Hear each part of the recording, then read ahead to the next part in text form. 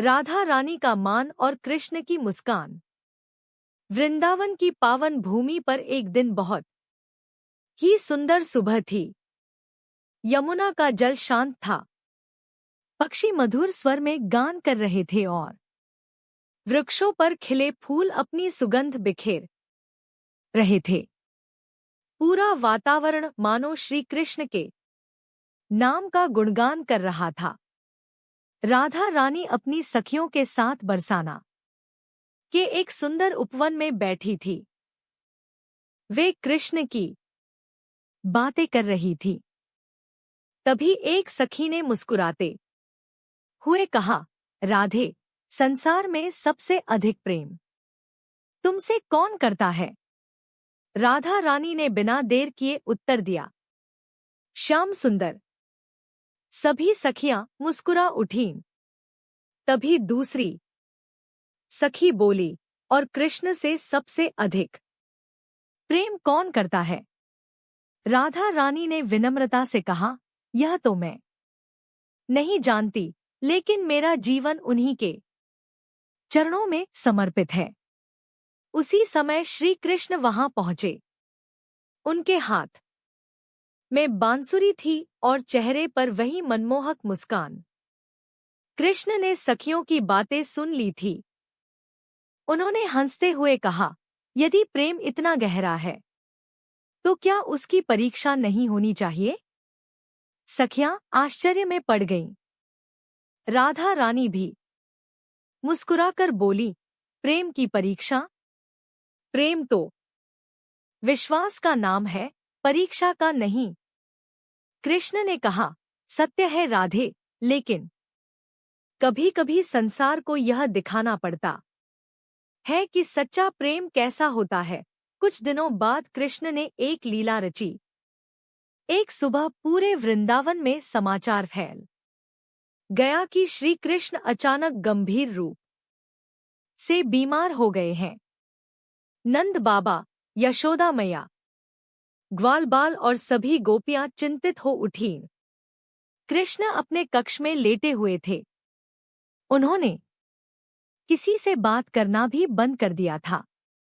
यशोदा मैया की आंखों में आंसू थे। तभी एक वृद्ध वैद्य वहां पहुंचे। उन्होंने कृष्ण की नाड़ी देखी और कुछ देर सोचने के बाद बोले, इनकी बीमारी का एक ही उपाय है। सब उत्सुक हो गए। वैद्य ने कहा, यदि कोई सच्चा भक्त अपने चरणों की धूल मुझे दे दे और वह धूल कृष्ण के मस्तक पर लगा दी जाए, तभी ये स्वस्थ होंगे। यह सुनते ही सब चौंक गए। एक गोपी बोली, भगवान के सिर पर अपने पैरों की धूल? यह तो बहुत बड़ा अपराध होगा। दूसरी बोली, ऐसा करने से हमें पाप लगेगा। नंद बाबा और यशोदा मैया भी मौन हो गए। समाचार पूरे वृंदावन में फैल गया। सभी कृष्ण से प्रेम करते थे, लेकिन कोई भी अपने चरणों की धूल देने के लिए तैयार नहीं था।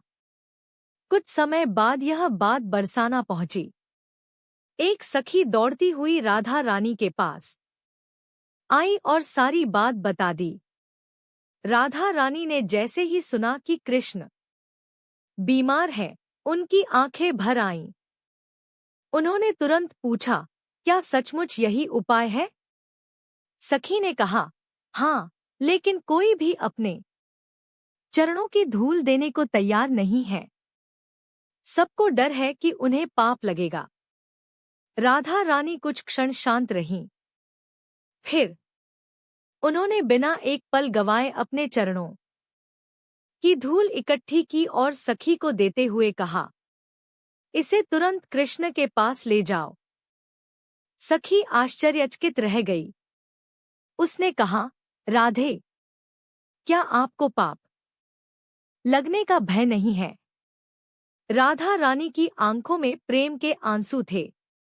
उन्होंने उत्तर दिया, यदि मेरे पापी बनने से मेरे प्रियतम स्वस्थ हो सकते हैं, तो मैं हजारों जन्मों तक पाप सहने को तैयार हूं।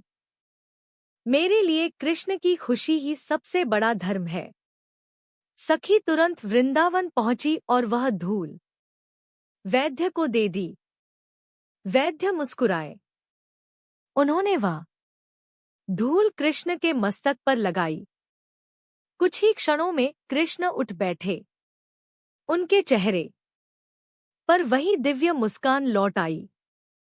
सभी आश्चर्यचकित रह गए। यशोदा मैया ने पूछा, यह कैसी अद्भुत औषधि थी? तभी वैद्य का रूप बदलने लगा। वह कोई साधारण वैद्य नहीं थे। वे स्वयं कृष्ण की लीला का एक भाग थे। कृष्ण उठकर बोले, आज संसार ने देख लिया कि सच्चा प्रेम क्या होता है। सभी ने पूछा, किसने अपने चरणों की धूल दी? कृष्ण ने उत्तर दिया, राधा ने। पूरा वृंदावन स्तब्ध रह गया। कृष्ण आगे बोले, जहां लोग अपने पुण्य और पाप के बारे में सोच रहे थे, वहां राधा ने केवल मेरे सुख के बारे में सोचा। यही सच्चा प्रेम है। कुछ देर बाद कृष्ण स्वयं बरसाना पहुंचे। राधा रानी एक कुंज में बैठी थी। कृष्ण उनके सामने पहुंचे और मुस्कुराकर बोले, राधे, क्या तुम्हें अपने लिए तनिक भी चिंता नहीं हुई? राधा रानी ने शांत स्वर में कहा, श्याम, जहां प्रेम होता है वहां स्वयं की चिंता नहीं रहती।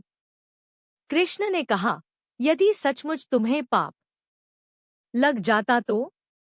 राधा रानी ने उत्तर दिया, यदि तुम्हारी मुस्कान लौट आती तो वह पाप भी मेरे लिए सबसे बड़ा पुण्य होता। कृष्ण की आंखें प्रेम से भर उठीं। उन्होंने कहा, राधे, संसार मुझे भगवान कहता है, लेकिन मैं तुम्हारे प्रेम के आगे स्वयं को भी छोटा पाता हूं। राधा रानी मुस्कुरा दी। कृष्ण ने अपनी बांसुरी उठाई और मधुर स्वर छेड़ दिया।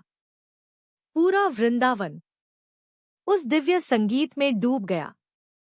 पेड़ झूमने लगे, पक्षी गाने लगे और यमुना की लहरें भी मानो उस प्रेम कथा का गुणगान करने लगी। उस दिन सभी ने समझ लिया कि प्रेम केवल शब्द नहीं होता। प्रेम त्याग है, समर्पण है और प्रिय की खुशी में अपनी खुशी ढूंढ लेना है। कहा जाता है कि राधा और कृष्ण का प्रेम सांसारिक प्रेम नहीं था। वह आत्मा और परमात्मा का मिलन था। उसमें स्वार्थ नहीं था, केवल समर्पण था। इसीलिए आज भी जब कोई भक्त राधा कृष्ण का नाम लेता है तो पहले राधे और फिर कृष्ण कहता है, क्योंकि कृष्ण स्वयं राधा के प्रेम की महिमा का गुणगान करते हैं। वृंदावन की हवाओं में आज भी यह संदेश गूंजता है, सच्चा प्रेम पाने की इच्छा मत करो, सच्चा प्रेम बन जाओ। और यही कारण है कि राधा कृष्ण की यह कथा सदियों से भक्तों के हृदय को प्रेम, भक्ति और समर्पण से भरती आ रही है।